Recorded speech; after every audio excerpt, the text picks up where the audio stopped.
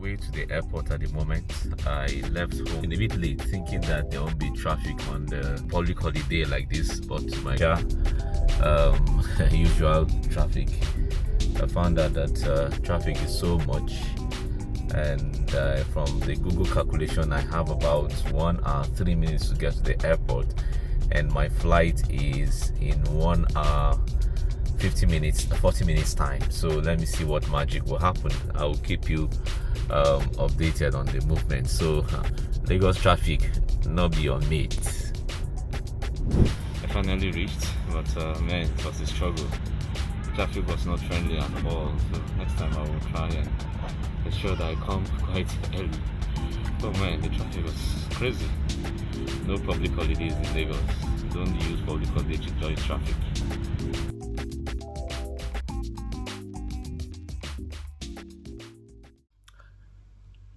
So after almost missing my flight and the drama at the airport, I finally boarded, and I'm here now at the hotel. And this thank God for safety, and also for the enjoyable flight. So my stay in Abuja this time around, I'm going to keep you updated.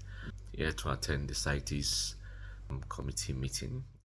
The high intensity of rain will definitely affect coastal regions like Lagos State, especially because it's bordering the Atlantic Ocean. There will be certainly rise in the sea level, which we have been experiencing, and with some areas that have been eroded are suffering from coastal erosion, especially the Lekki axis, Alpha Beach, especially Lafayette, and other areas also. So we expect to see more of that.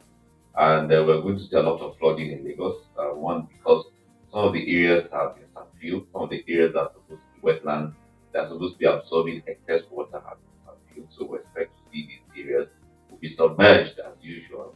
And to worsen it all is that most of the drainages are blocked, and even those that are functional are not very functional because they are not very deep as they should, and they're not properly constructed. So those are some of the things that people should be aware of, and they should prepare for such things. Some of these flooding are inevitable because water does not forget its level.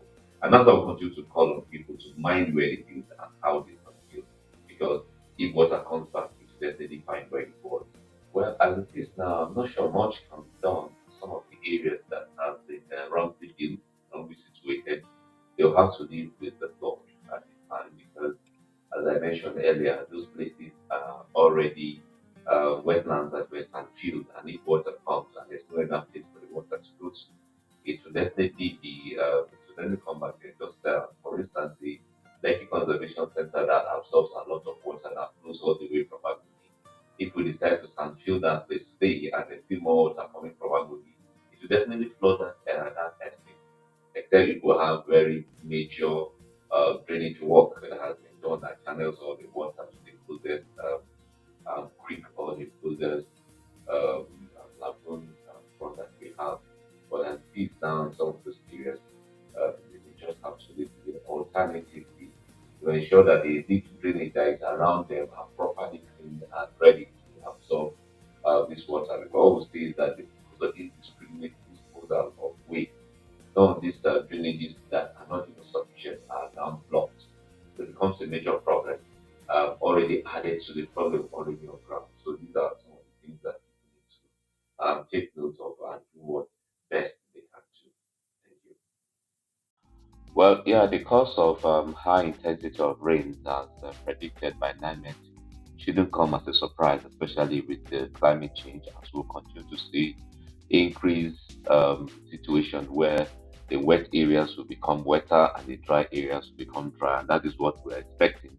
I will continue to expect more as the climate continues to change and we see changes in weather patterns, especially around the coastal areas. Well, as it is now, the truth is that some of those areas will be flooded because the preventive measures that should have been taken is to leave those areas that were sandfield to have continued to be wetlands so that they can collect the enormous water that they are destined to collect or they have been designed by nature to collect. But since these areas have been sandfield, you expect that when water comes, it will find its level. And so another problem may be the fact that the little drainage that are around are also now being clogged by improper waste disposal. So people need to know how to dispose their waste so that if the plastics and all of those things don't clog the drainage that is already, I mean, that is not even enough for that to happen. Imagine that the Lekki Conservation Center, the kind of the amount of water that we absorb from all the way from Agungi down to the center. If we eventually, if for instance we fill that place, water will definitely continue to come, and especially when we don't have proper drainage to channel the water to the nearest creek or the nearest canal that will channel it eventually into the lagoon. So there will definitely be an issue there. So for some of those estates that were originally wetlands and they were sandfields without proper drainage, definitely what they will be flooded at this when the intense rain comes. But what I will advise is that the small drainage that they have around, they should be able to work on them and make sure that they are clean so that they will absorb the water that they can absorb, given the already challenging situation by sand filling wetlands.